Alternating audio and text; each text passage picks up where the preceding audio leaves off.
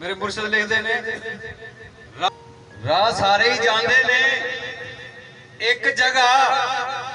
जिन्हें जिधरों जाना है लगे जाओ ते पैर रख के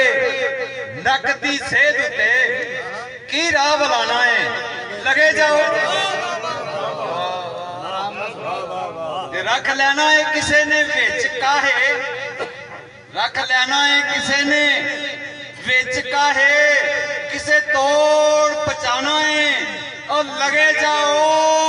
ए पया जे बनया जे सजरा और राह पुराना जे लगे जाओ।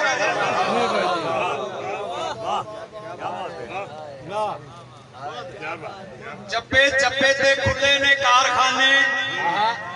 मेरे मुर्शद फरमाते ने चप्पे चप्पे ते खुले ने कारखाने और जिन्हें आप कमाना है लगे जाओ ते अनखवालड़े नहीं ना हाथ अड्डते और जिन्हें लंगड़ों खाना लगे जाओ। अनखवाले ते नहीं ना हाथ अड्डते और जिन्हें लंगरों खाना और लगे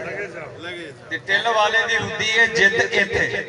टिल वाले दी हुंदी है जित इत्थे टिल वाले दी हुंदी है जित इत्थे और चांदा हार नताना है लगे जाओ ते हक साडा खो के पै कहिंदे ओ सामने थाना लगे जाओ। ओ सामने थाना है लगे जाओ इरशाद हक साडा खो टिल वाले दी होंदी है जित इत्थे और चांदा हार नताना है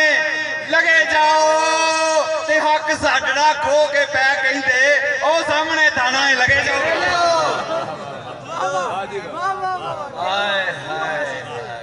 ते हिम्मत हौसले उदम के नाल आपे हाँ हाँ कैसे प्यारे अल्फाज मुझसे देख रहे हैं जी हिम्मत हौसले उदम के नाल आपे और जिन्हें बंद मकाना है लगे जाओ ते हाथ रख के पीर दे मोढियां ते और जिन्हें जीन हटाना है लगे जाओ। हाथ रख के पीर दे मोढियां ते जिन्हें जीन हटाना लगे जाओ ते हाथ रख के दुख दी नाड़ उते हाथ रख के दुख दी नाड़ उते टेवा जिस भी लाना है लगे जाओ ते लोकां पाने है भावे और निरा पुतू और तुसा लई जे सियाना लगे जाओ।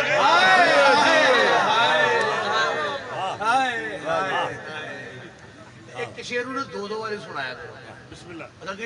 ਉਹ ਸ਼ੇਰ ਦਾ ਨਸ਼ਾ ਜੇ ਹੋਇਆ ਉਹਨਾਂ ਤੁਸੀਂ ਦੇ ਸਾਨੂੰ ਇਹਦੇ ਕਹਿੰਦੇ ਜੀ ਮੇਰੇ ਬੋਤਲ ਤੇ ਬੋਤਲ ਨਹੀਂ ਪਈ ਜਾਂਦਾ ਆਰਾਮ ਨਾਲ ਮਾਰੋ ਤਰੀਕੇ ਨਾਲ ਮਾਰੋ ਬੰਦੇ ਨੂੰ ਇਹ ਨਹੀਂ ਕਤਲ ਹੀ ਕਰੀ ਜਾਓ ਜਰਾ ਆਰਾਮ ਨਾਲ ਕਤਲ ਕਰੋ ਤੇ ਫਿਰ ਮੈਂ ਤੁਹਾਨੂੰ ਪਤਾ ਕਿ ਨਾ ਮੇਰੀ ਫਰਮਾਇਸ਼ ਹੈ ਇਹ ਸਾਰੀ ਕਤਲ ਦੁਬਾਰਾ ਆਰਾਮ ਨਾਲ ਸੁਣਾਓ ਸਾਨੂੰ एडने जोगे नहीं सी आ गए आराम नाल लाओ तेरे को लगे जाओ सानू पता नहीं लगदा जाना किधर तो शाम दसर साहब जेडे ने वो अपनी लहर चाहे बिस्मिल्लाह हां जी फिर जरा आराम नाल मुर्शद फरमांदे ने कि राह सारे ही जांदे ने